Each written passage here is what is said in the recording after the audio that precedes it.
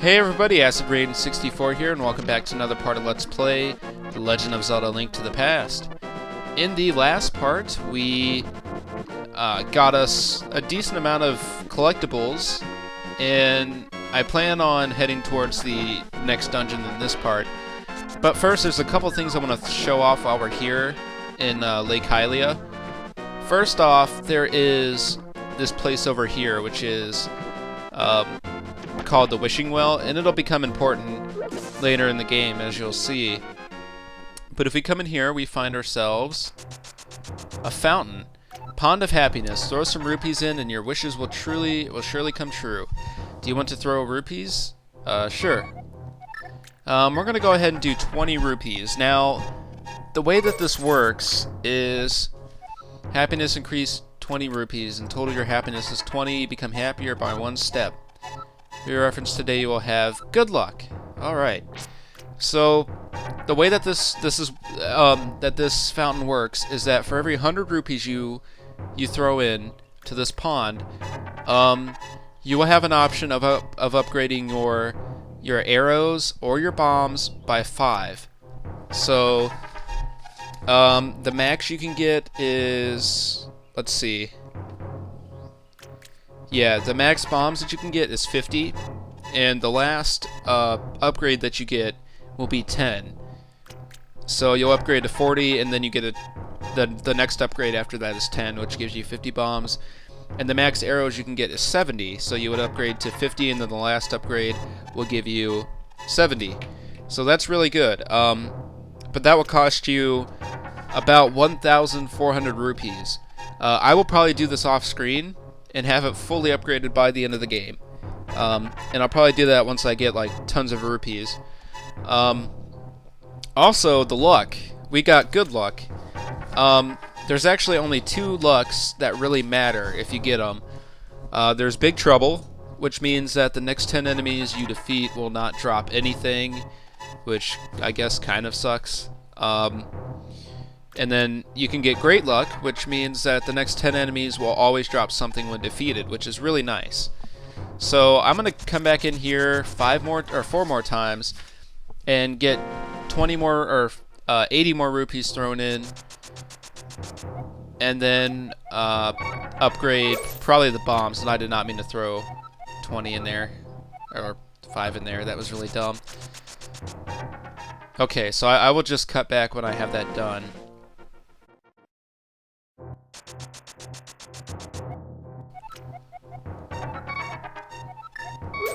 Okay, I messed up a couple times and threw 5 rupees in there a couple times, so I actually have 110 right now.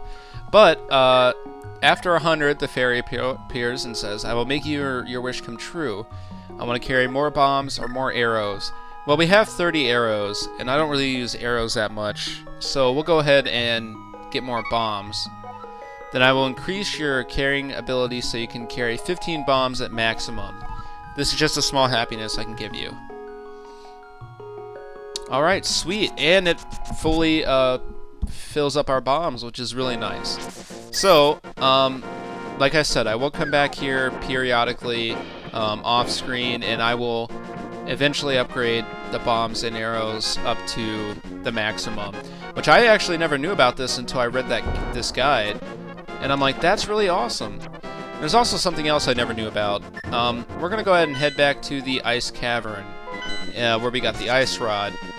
And I just so happened to have it equipped, which I think was by pure accident. Get my boomerang back out. There's actually something there that I want to show off. And it's a certain collectible, I guess you could say. Something you can catch in a bottle. And you can only get this here, I believe. So let's go ahead, ram into here, and a sparkling bee comes out, called the Good Bee. Now, if I could just catch it. Maybe. Come on. There we go, you caught a bee. Keep it in a bottle. Now what this bee will do, and I'll show it off pretty soon. Actually, I'll show it off right out here because I'm not going to keep it. I'd rather have fairies than the Good Bee. But what it'll do is it'll come out of the bottle, and it will defeat all the enemies on the screen for you. See, I let it out, And it goes, kills that, kills that. Come on, get it. Yeah. And then it comes back to you, and you can just put it back in your bottle. Now, I never knew about that, but that is really, really, really awesome. And actually, maybe I will keep that, because I probably won't, I hopefully won't die all that much. But yeah, I could see a lot of instances where that would be useful.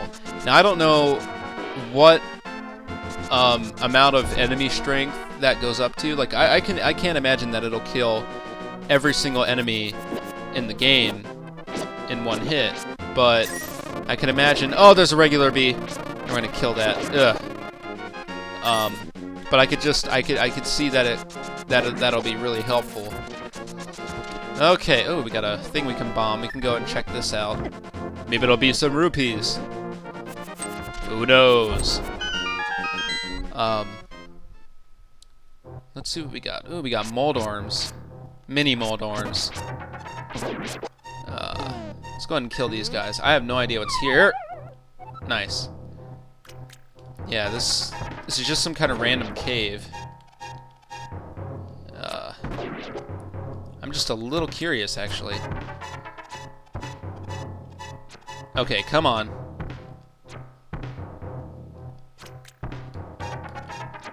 Oh, of course, as soon as I go up there, you move. Okay. Oh, hey! It is a rupee thing. What do you got to say? Take some rupees, but don't tell anyone I gave them to you. Keep it between us, okay? Whoa! Alright, I'm glad I checked this out. And he gave us bombs, too, which is okay. Even though I don't need that many. Alright, sweet. That's really awesome. Now, you can carry up to a maximum of 999 rupees. So probably once I get close to that amount, I'll go back and upgrade the bombs and arrows. Because I think there's only a few things in this game that require rupees besides mini games. I know upgrading our sword is going to cost us, but that's pretty much it that I can think of right off the top of my head. There's a couple mini games we'll have to play in order to get heart pieces, but I don't think there's anything really major that we're going to need that for. Snap, I'm going to have to go backwards, actually. Okay, so heading towards the next dungeon. There, if we look on our map, which I'm not going to show because I've showed it a million times already, but there is the next pendant is on top of Death Mountain, as it's also called in this game. We don't want to head towards the castle, by the way. And so in order to get there, we actually have to head up towards Death Mountain. And in order to do that, we have to go past the sanctuary and go to the west of it, because we have to take the mountain. And so to get to the mountain, we actually have to come up this way. Yeah, and I believe it's up here. Yeah. So this screen right here was like one of the screenshots for A Link to the Past 2, because I actually watched a video where someone talked about it. And so hopefully that game will take place in the same land as this game, which would be really awesome. I was just gonna say, danger, do not enter Death Mountain without the king's permission. Well, the king is gone, so we're just gonna stroll right on in. Alright, so we now have to take this path, and we basically just have to find the right path. There's going to be holes, there's going to be lots of bats, but nothing we can't handle. Let's see, I think, yeah, that just leads back up towards that hole. Here we find an old man. I don't know who you are, but if you're going to go up to Death Mountain, will you take me with you? I lost my lamp, so please help me. Alright, old man, if you say so. Now, you can't actually run with this guy because he's really slow. Watch your step. There are holes in the ground. Could you turn right here, young man? Are you going to the mountain to look for the golden power? Just ahead is a mountain full of monsters. Many people have vanished in this mountain, looking for the golden power. I don't want to steer you wrong, so please don't get too involved in such a mad quest. Alright, don't worry, old man. I gotcha. Alright, so I think... turn right here. You know, I have a granddaughter who is your age. Oops, sorry, that was me. The king took her to the castle and she never returned. Kidnapping those maidens must be part of the wizard's plot. I'm sure he is trying to somehow use the power of the descendants of the wise men. Yeah, so I just referenced, not Wes, Alec from or Mother 3, not Earthbound. Anyways, welcome to Death Mountain, probably the worst area in this game. So we got falling rocks, we got all kinds of crazy things. Let's go ahead and come over here. The missing maidens are still alive somewhere. I believe that a hero will rescue them. I wait for that day.